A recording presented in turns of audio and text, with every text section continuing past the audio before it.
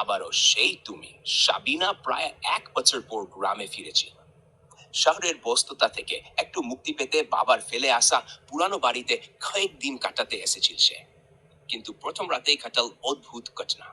ঘুম ভেঙে দেখে জানালার ধারে দাঁড়িয়ে আছে তার পূর্ণ প্রেমিক রিজু। অথচ রিজু তো মরে গেছে গত বছর এক সড়ক দুর্ঘটনায়। রিজুর মুখে হালকা হাসি। সে বল, সাবিনা, আমি ফিরে এসেছি, আবারও তোমার কাছে। সাবিনা ভাও আর ভালোবাসার মিষ্ট অনুভূতিতে কাঁপতে থাকে। কিন্তু পরের দিন গ্রামবাসীদের মুখে শুনে সে স্তব্ধ হয়ে যায়। কতদিন ধরে রাত হলে সেই বাড়ির আশেপাশে এক মৃত ছেলের আত্মা ঘোরাফেরা করছে, এবং সে ডাকে শুধু সাবিনাকে। তবে সবচেয়ে ভয়ঙ্কর সত্যটা সে জানাল তৃতীয় রাতে।